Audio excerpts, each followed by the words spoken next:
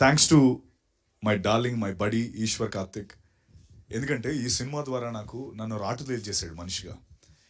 నేను మనిషిగా A to be transform అయిపోయాను ఎవ్రీ విచ్ వే. అంటే అది నాకు ముందు కొంచెం కాన్ఫిడెన్స్ తక్కువ ఉండేది మాట్లాడేటప్పుడు. స్టేజ్ పైకి వచ్చి కొంచెం ధైర్యంగా మాట్లాడడానికి కొంచెం తక్కువ ఉండేది. లేదా అంటే కెమెరా ముందు చెత్త కొట్టేస్తాను, అది అంటే చెత్త కొట్టేస్తానని నేను అనుకుంటున్నాను. అక్కడ నాకేం భయం లేదు, కానీ ఇలా మాట్లాడేటప్పుడు లేకపోతే ఎక్కడో ఒక ఇన్సెక్యూరిటీ ఉండేది. బడీ వాట్ యూ థింక్, మనం కొడుతున్నామారా ఏంటి, సినిమా కొంచెం ప్రాసెస్లో వెళ్తున్నప్పుడు కొన్నిసార్లు ఆగింది, ముందరికి వెళ్తుంది, కొన్నిసార్లు ఏదో మాకు ఇష్యూస్ వచ్చాయి. ప్రతిసారి రాత్రి 2 గంటలకి 3 గంటలకి నేను మాట్లాడుకునే వాళ్ళం. అప్పుడు తను నాకు నా బర్త్డేకి ఒక వీడియో పంపించాడు. ఆ వీడియో ఏంటంటే అందులో రాసిపెట్టి ఉంటుంది అనమాట.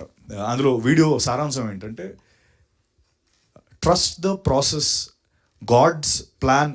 గాడ్ నీకు ఓన్లీ విజన్ ఒకటే చెప్తాడు. అంటే నీకు ఈ సినిమా హిట్ అవ్వాలి అని మాత్రం నీకు బుర్రలో వచ్చేలా చెప్తాడు తప్ప, హిట్ అవ్వడానికి నువ్వు పడే తాపత్రయం, నువ్వు పడే లోటుపాటు, లేకపోతే నీకు పడే బాధలు ఇవన్నీ గాడ్ చెప్పడు. ఎందుకంటే ఒకళ్ళు చెప్తే నువ్వు ఆ సినిమా చేయవు. వద్దురే బాబు నాకెందుకు, ఇది హ్యాపీగా ఇంట్లో కూర్చుంటాను, ఏసీ కింద తర్వాత ఐటీ ఉద్యోగం చేసుకుంటాను అనుకుంటావు అని చెప్పి దాని సారాంశం. నిజంగా తన ఆ వీడియో నాకు పంపించిన రోజు నుంచి ఈ రోజు వరకు జరిగిన ప్రతీది ఒక గ్రేటర్ గుడ్ కోసమే, ఒక గ్రేటర్ పని కోసమే. అంటే ఈరోజు ఈ సినిమా అన్నయ్య చెప్పినట్టు బొమ్మ సూపర్ హిట్ అవ్వడం కోసమే మేము నమ్మాం. ఈరోజు నిజంగా ఆ బొమ్మ సూపర్ హిట్ అయ్యింది. అండ్ ఇంకో విషయం, సో నేను రాటు తేల్చాడు అన్నానే, అది ఎందుకో కూడా చెప్తాను. నిజంగా నేనైతే ముందు ఇలా ఉండేవాడిని కాదు అన్న, మీ అందరికీ తెలుసు, మీరు అందరూ చూసే ఉంటారు. ఎక్కడో కొంచెం నమస్తే అండి ఇలా వాటి నాకు బెరుకు ఉండేది, చాలా ఎక్కువ నేను ఓపెన్ అయ్యేవాడిని కాదు. నిన్న నేను కాలేజ్ ఈవెంట్కి వెళ్ళా, 15,000 మంది క్రౌడ్ ఉన్నారు. అసలు నాకు శంషేర్ అటు ఇటు తిరుగుతున్నాను, కొంచెం బాడీ లాంగ్వేజ్ మారిపోయింది.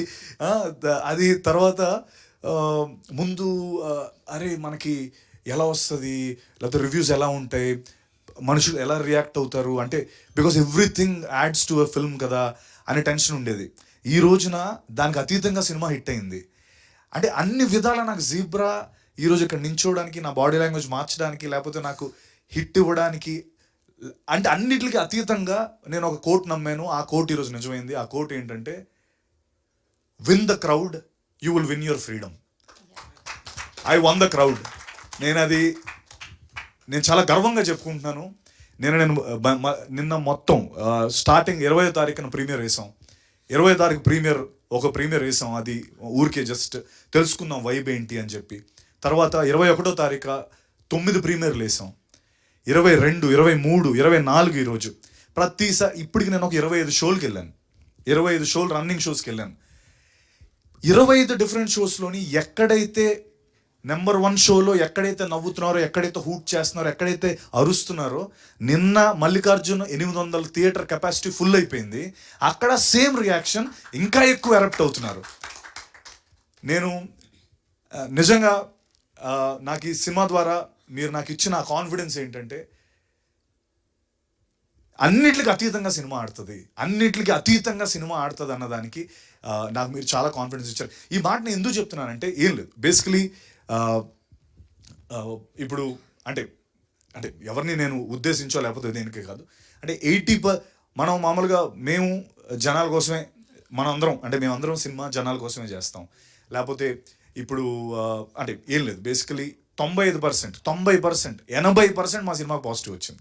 ఇంకా 95 కూడా తీసేస్తా, 90 తీసేస్తా, 80% పాజిటివ్ వచ్చింది. 20% నెగిటివ్ ఉంది. అయితే ఈ 20% నెగిటివ్ చాలా నెగిటివ్ ఉంది, అంటే 80% చాలా పాజిటివ్ ఉంది. నాకేమైందంటే, అరే మేము సినిమాలు జనాల కోసమే చేస్తున్నాం, మీరు వాట్ ఎవర్ రివ్యూస్ అవన్నీ జనాల కోసమే ఇస్తున్నారు. బట్ మా దాంట్లో మాకు అర్థమైంది, మేము 80% జనాలకు దగ్గరగా ఉన్నాం, మీరు 20% ఉన్నారు దగ్గరగా. 80% మీ రివ్యూతో ఏకీవించట్లేదు. అది ఏదైనా కావచ్చు, అంటే నేను మామూలుగా I'm just saying it because I've seen it.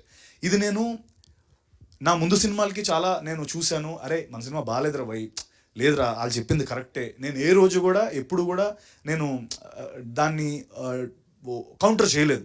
ఎందుకంటే దట్స్ రైట్, వాళ్ళు చెప్పింది రైటే అని అనుకున్నాను. ఈ విషయంకి వచ్చేటప్పటికి లైవ్ చూస్తున్నది వేరుంది, జనాల్లో ఉన్న స్పందన వేరుంది, ఇక్కడ వేరేగా ఉంది. అంత ఆస్మాన్ ఫరక్ నాకు అర్థం కాలే. అరే ఇప్పుడు వీళ్ళకి నచ్చకూడదు కదా, వీళ్ళకి ఎక్కడో మధ్యలో 50%లో ఉండాలి కదా, అటు ఇటు మరి 80-20 డిఫరెన్స్ ఉంది ఏంటి అన్నది కొంచెం బాధ అనిపించింది.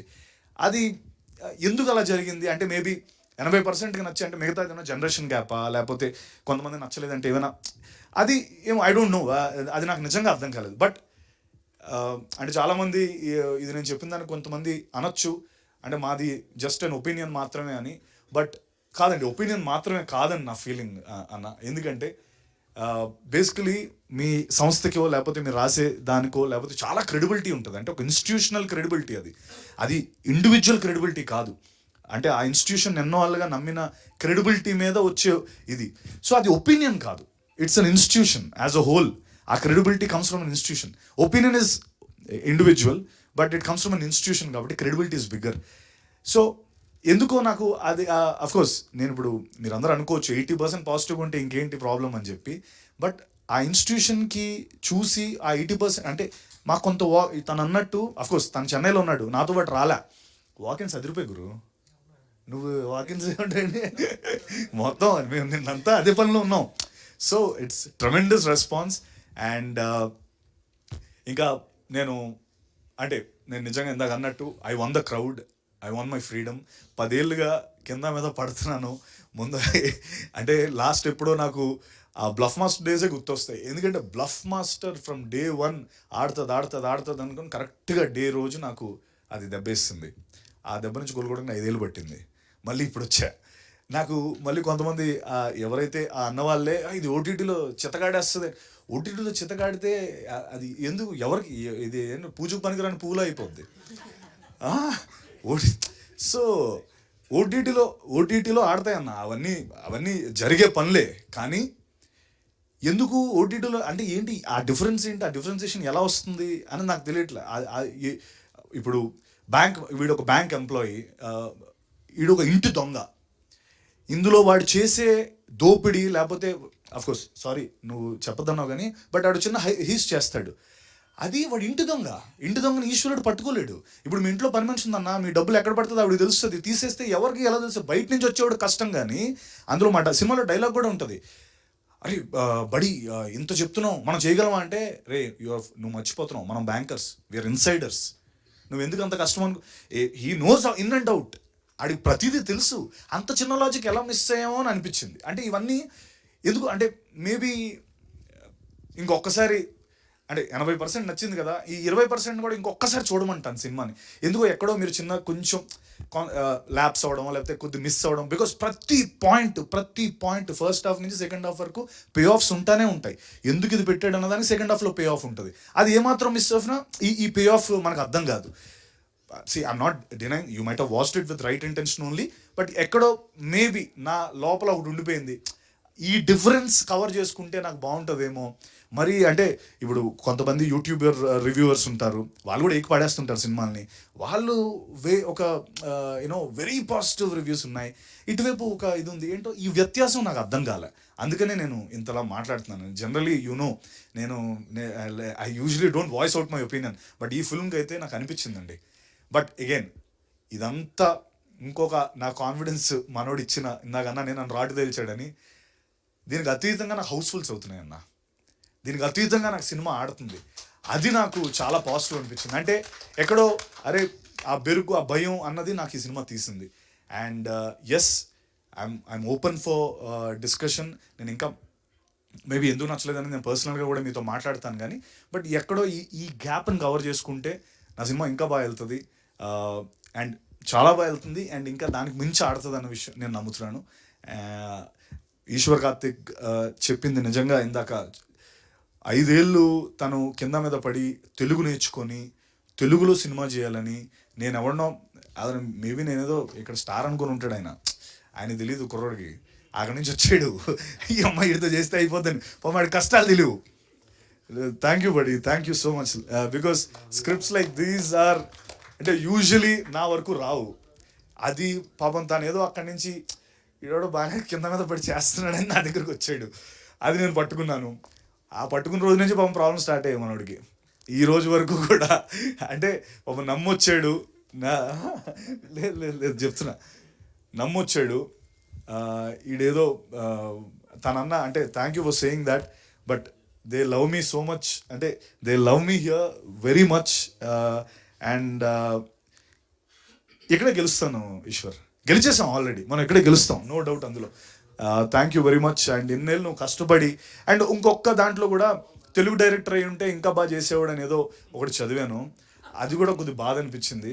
ఎందుకంటే no disrespect for anyone, అరే పాపం తెలుగు నేర్చుకొని కింద మీద పడి అంత దూరం వచ్చి ఈజీగా చెన్నై టు హైదరాబాద్ ఒక 500 సార్లు తిరుగుంటాడు, నాకు తెలిసే 500 ఫ్లైట్లు తిరుగుంటాడు ఇతను.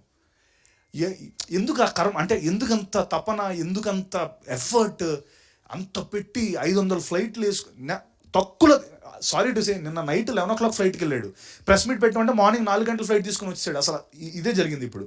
అంటే అతను నిజంగా మనోడి దగ్గర డబ్బులు కూడా లేవు అన్న, ఇల్లు కొనేవచ్చన్నా, 500 ఫ్లైట్లు డబ్బు పెడితే ఒక 2 BHK వస్తుంది ఇక్కడ హైదరాబాద్లో, అంత చేశాడు. అది కొంచెం అరే తనకి తెలుసు సెన్సిబిలిటీస్. ఇప్పుడు తమిళ్లో కన్నడలో సినిమా ఇరగాడుతుంది, తమిళ్లో వాళ్ళు వేసిన తక్కువ షోస్ అయినా 80% ఫుల్స్ అవుతున్నాయి. మన నాన్ లోకల్ లాంగ్వేజ్, అది డబ్బింగ్ చేసాం, అద్భుతంగా ఆడుతుంది, కన్నడలో అద్భుతంగా ఆడుతుంది, ఇక్కడ అద్భుతంగా ఆడుతుంది. తను యూనివర్సల్ కంటెంట్ ఇచ్చాడు. It's not about Telugu director or not about ఏదో ఒక పర్టికులర్ తెలుగు డైరెక్టర్ అయితే ఇంకా బాగా చేసి ఉంటాడు. I think that's wrong. He is definitely an Indian director మనోడు. నేను తనకి ఇది అతిశయోక్తిగా ఉండొచ్చు నేను చెప్పేది, బట్ నేను నా షూటింగ్ అయిపోయిన రోజు నేను ఈశ్వర్కి చెప్పిన మాట ఏంటంటే, Eshwar, you will do a film with Rajinikanth sir or Shahrukh Khan sir, for sure you have the capacity and capability. ఆ రైటింగ్ అంత గొప్ప రైటింగ్.